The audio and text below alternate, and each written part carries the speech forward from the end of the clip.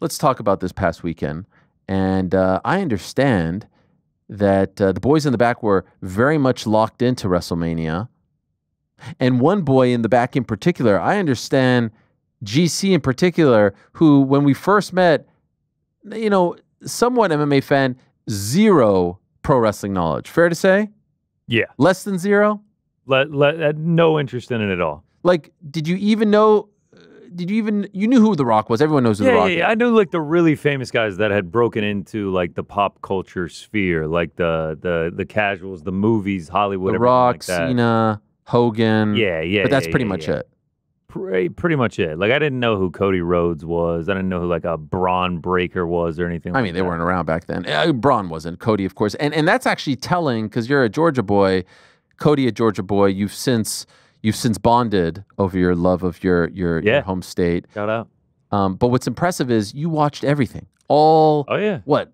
8 hours, 7 hours, 7.5 hours this weekend, and not only that, pre to post night 1 and night 2. Wow! And not only that, we're actually quite active on the wagering front as well. Yeah, shout out to the offshore books. How'd you do? 5-1. 5-1. 5-1. The only one I missed, I had this like they offered this like parlay, and one of the legs of it was Liv Morgan's tag team, and at the last second they change it to the man. Becky Lynch shows up, so they unfortunately lose. But I mean, that's what you get for betting on WWE. Wait, and so what was the bet? Like you had to bet on who? It was John Cena, Logan Paul, Dominic Mysterio, and Liv Morgan's tag team to all win their matches. So it wasn't like to beat a certain opponent. So because Becky Lynch showed up and they lost, they went over. I didn't get the thing. But other than that, 5-1.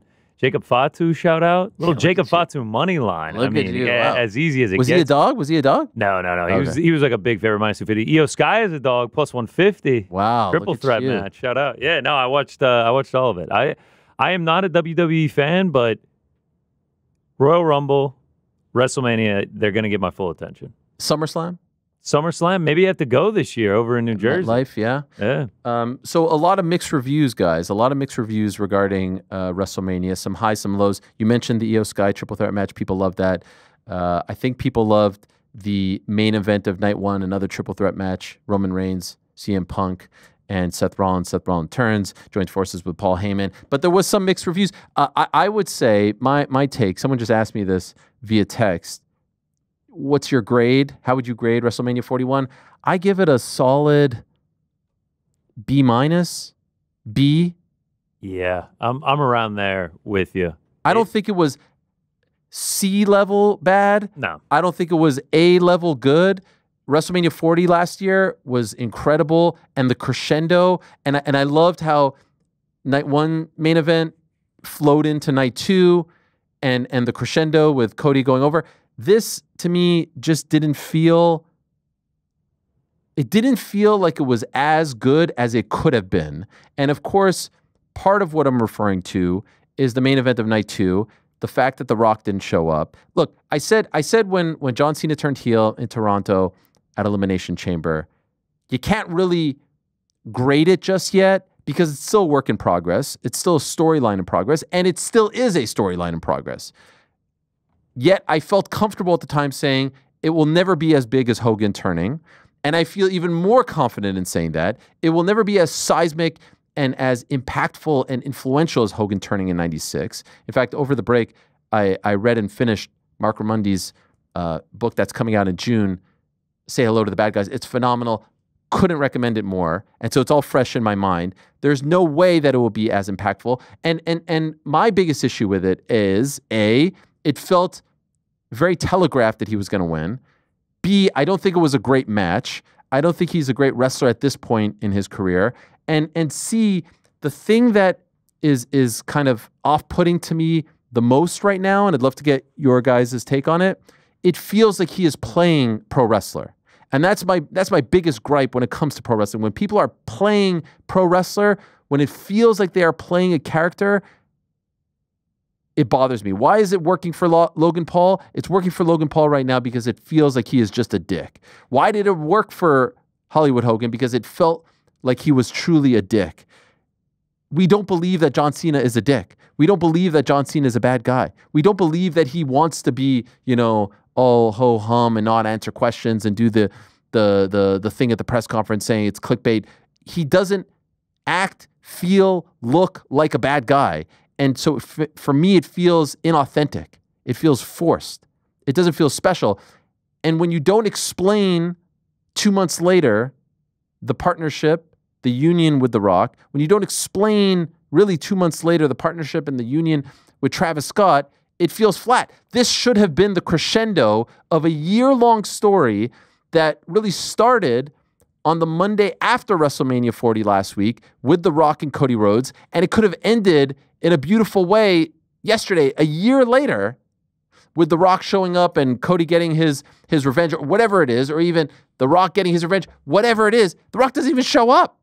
This whole thing had to do with The Rock, dating back to last year in Philadelphia. And then, of course, in Toronto, and then he doesn't show up. And why is I still don't understand why Travis Scott is there. Still don't understand. Now, again, this is fun. This is entertainment. And I know he's doing the thing now.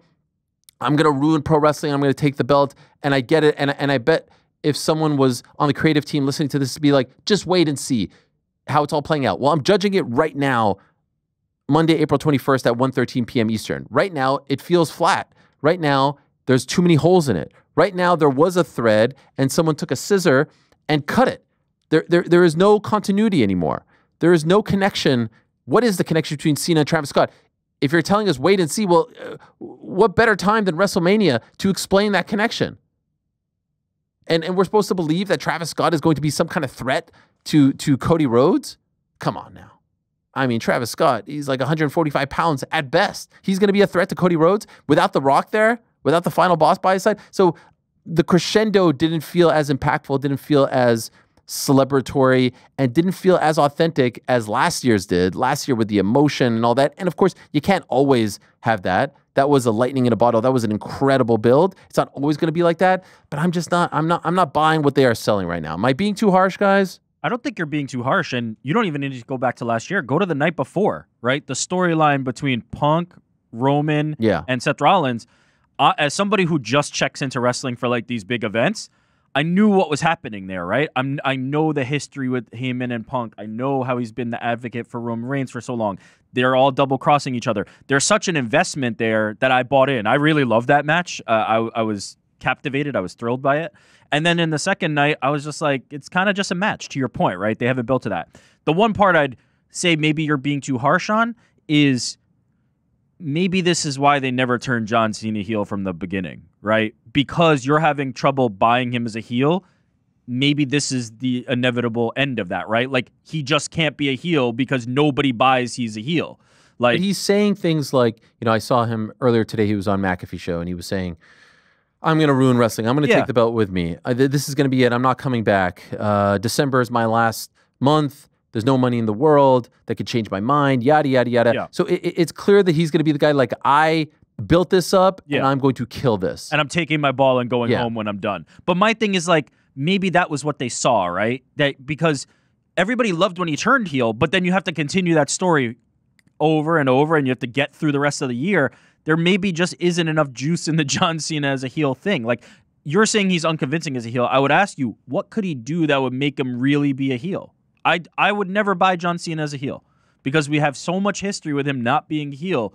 It would take so long. In a year, you can't make him a heel. I just don't see how it's possible. Well, it wasn't even a year. It was just I'm saying a few weeks. By the end of this year, I'll still think of him as the Make-A-Wish guy. The Rock had to be there, right? Well, okay, that is my biggest thing, is that you have all these guys getting into the Hall of Fame. Stone Cold Steve Austin is there and everything like that. And right before the main event is about to start, you send them out on the four-wheeler and just have them read the attendance for the 2 days and drink a couple beers, and then you start the main event. And then I understand that it's a PLV and they're not on any like real time frame, but they ended night 1 at 11, and you kind of assume they were going to go till 11-ish. And Cena gets the pin on Cody Rhodes, and it's like 10:37, and you're like, oh, okay, well, they still have a bunch of time left. Like, something's going to happen. There's no way this is the end of the night. And then they're just like, all right, thanks for joining us. WrestleMania in Las Vegas. John Cena's broken the record. That'll do it for us. Then they just kind of fade to the post show, and then it's Cena walking out, and you're like, all right, something is going to happen. And then he just walks out, and then they go to Joe Tess at the desk, and you're like, all right, nothing happened. That felt like a major letdown. It felt like, where was The Rock? Where was anything crazy? Especially because last year you got Cena showing up, you got Undertaker showing up, you got Rock showing up. Cody Rhodes wins in this insanely emotional fashion. The announcer's crying as she announces it out. It just felt so, it's like just such a letdown compared to last year. I agree, and I'll also add that John Cena was on a pretty long losing streak prior to this year, right? Prior to all of this, the thing was like he hadn't won a singles match in multiple years. Cody Rhodes just won the belt. Cody Rhodes is someone that you have strapped a rocket to and has become, in many respects, the face of the company and is the new Cena in terms of merch and Make-A-Wish and all this stuff. Cody Rhodes losing to Cena makes him look weak, in my opinion, in a match where like it wasn't a good match. You know, it didn't flow. There was no sort of like chemistry between them. In fact, there's all these videos of him calling out spots. Whatever. I don't get into that kind of crap. Like the toxicity online when it comes to wrestling is so bizarre. But if I'm looking at it from afar, who's sticking around, who isn't? Cody sticking around. Cody's the guy that got us here. I disagree with Scott D'Amore. Scott D'Amore said in his first article for us that Cena had to win. I actually prefer the scenario Cody shuts him up, Cody gets revenge, and now the rest of the year is Cena getting his revenge. Does he get it in the last match? Does he not? Who knows? Stay tuned. Does he need it? Who needs that belt more right now? Is it Cody or Cena? It's 100% Cody. It's 1,000% Cody. Cena isn't believable as the top guy right now. He's way older. He's been there, done that. He's playing this heel character. I'm not buying what they're selling here with this. But I'm not feeling it. Doesn't this put Cody back in the same place he was last year? The chase capture that magic against the old guy who couldn't win a match for 6 years? Okay, all right. But he's John Cena. Here's what I think they're doing perfectly, though. Right, by this letdown and everything, and like us debating it and all that? Well, not just us debating. I'm going to tune into Raw tonight now because I want to see what's going to happen. Because you feel a little unfulfilled. I never watch Raw. Tonight I will be seated at the Monday after Mania is always a must-see Raw, regardless of what happens. It almost felt like they were like pushing to the Raw. Like it just felt like there was nothing happening, and then it just like kind of ends, and you're like, oh. And then John Cena goes up to the dais of the presser, and he's like, these are a bunch of clickbait questions. Even that felt forced. He's like, here's the thing. Doesn't even tune into Raw on Monday night on Netflix at 8 p.m. and I'll ruin wrestling. But by the way, even the clickbait thing, someone thought like, oh, we're cooking with this. This is Marshawn Lynch. It doesn't even make sense. It's not even the definition of clickbait. It's not even the definition of clickbait. Someone's like, can you tell us about your routine? And he's like, that's a clickbait question. Like, what? What does that even make? That doesn't make sense. Just say no comment. Just say I'm here so I don't get fined. Clickbait question. Even that felt like he was playing a character. He's too wholesome. He's too nice. I'm sorry. They tried. This is what I'm saying. Big business. They're on fire. It could be me versus you in the main event, and they're on fire at WrestleMania. That's how on fire the brand is right now, and the industry and all the stuff that they're doing. I'm not believing it. Can we just go back to the year-long, like, you know, Kobe Bryant retirement tour? He gets a rocking chair. He gets a gift here. He gets to go out on his terms. This feels forced. It doesn't feel. It doesn't feel legit. And to me, wrestling is at its worst when it doesn't feel legit. 2 questions. I agree with that part. Like, you need to suspend disbelief, otherwise it doesn't work. 2 questions. 1, why do you think The Rock didn't show up? What is the... It seems like everybody was expecting that. It has to be strategic. It has to be strategic. But what does that even... So they have the ability to go back and say, like, you see, we got you. Plan, yeah. No, man, it's WrestleMania. Yeah. It's the crescendo. But it can't be money. He's on the board. If WrestleMania is going... WrestleMania is where storylines come to a head. They're pointing at the sign for months. WrestleMania can't be the thing to get you to watch Monday. Yeah. Monday is when you press the reset and everything starts anew. Yeah. If we're using WrestleMania as a bridge to get to Monday, now we've got a problem. And so if someone comes up and says like, no, the reason The Rock wasn't there is because The Rock had to be there. Like, he literally had to be there. He was the thread of this whole story. He was the guy that said, you know, on the Monday after WrestleMania last week, like last year, he shook Cody's hand, all that. He disappears. He comes back on the first show on Netflix. He comes back at Elimination Chamber. He gets Cena to turn. He says to Cody, I want your soul. Cody says no, and Cena turns. How is he not there? He's the whole glue. That's my question. What the hell is his point in all is this? He filming something? I just can't understand why. How are you filming something? I don't know. During like their biggest product. It seems like everybody was expecting it. That's why I don't understand. That's why it felt not to be like super degenerate guy, but there was like a prop on who's going to disrupt the main event, and The Rock was like -1,000 to show up. Well, also he was posting things on social media about him being in Hawaii, and it was like, oh, he's 100% showing up because he's posting so much about how he's not there. I don't know. I guess he really wasn't there. The only reason I feel like it might not be strategic just because of how famous he is and like how busy of a guy he is that like I know, but his schedule conflicted. To Ariel's point, though, you could be there for an hour. You could fly in for an hour. Yes. He's on the board. You're the guy. You're the freaking man. I'm with you. I'm with you. He had to second question. Second important question. Are you saying basically that John Cena as a heel has failed for you? You would turn him back. Done with John Cena heel. Yes. Wow. I'm not feeling it. Because the pops are just so big. Yeah, because he's John freaking Cena. Because people love him. The pop would have been big regardless. It's always big. I was in London when he showed up at the O2 and the place went freaking insane. He's John Cena. I don't.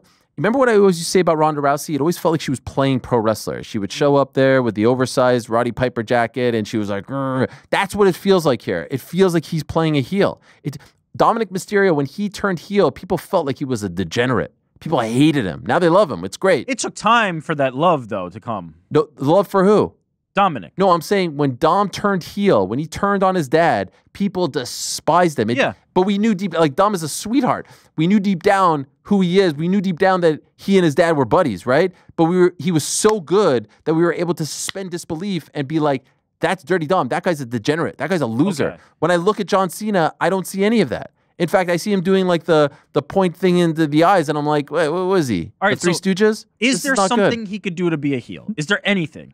Is there any way for him to actually be a heel? We need some sort of video of him back. Honestly, we need like a video of him backstage with kids who may be sick. They're all in on it. I mean, it's pretty incredible. And like, fuck you guys. That's what we need. We need him spitting at the kids. That's what we need. Otherwise, it doesn't feel real. And I don't even know if that's gonna work, to be honest. I don't even know if that's gonna work. All I'm saying is, look, I'm not trying to be Mr. Negative Wrestling guy. I hate those guys. It's supposed to be fun, all that stuff. But we're allowed to be critical. We're allowed to watch as we do and criticize movies and TV shows. And I also think a lot of people would agree with you that it kind of felt like a letdown. It felt like a letdown. It felt flat. There were highs. My high, my A+ moment. I know where you're going. Say his name and he appears. Joe Hendry is one of the most inspirational stories in all of entertainment right now. This guy, not that long ago, was like pretty low on the totem pole. Not even in WWE, in TNA. He was I don't want to say like a jobber per se, but he had no business being in the Royal Rumble. I don't know, a year and a half ago, no business being in WrestleMania against Randy Orton, and he manifested all of this. It's one of the greatest examples of just manifest destiny that I've ever come across in life. The fact that he was a surprise opponent for Randy Orton in a 3.5-minute match was the highlight of the weekend for me. And there were other highlights. Dom winning, great. The triple threat, great. Saturday night was great. Although I will maintain, I know part of the story was Punk main eventing. To me, you got to main event Sunday. And he deserves that, and he has earned that. I don't consider main event Saturday the same as main event Sunday. Am I a stickler? Maybe. No, I don't think so. The last match is the main event. Yeah, of course. Everyone knew it. They always make it the big one. The pop in my living room for Joe Hendry when those doors opened and it was him. And there were a couple of people that we were with that had no idea who he was, and I was like, Joe Hendry, baby, I believe. Say his name. And when he turned around and smiled at the camera and then got RKO'd and immediately finished. The way they shot that, so the director, the way he shot that with Orton out of frame, so good, brilliant. That was brilliant. So good. So there were good moments. There were some highs, but overall, B. And the more we talk about it, I'm thinking even B-. Thanks for watching this video. Before you go, if you haven't already, hit that subscribe button for us. Also, give us a thumbs up, leave a nice comment. These things go a long way. And while you're here, do check out the rest of the channel. We've got live shows and full interviews, clips, and a whole lot more. We're doing big things here, and we appreciate your support very much.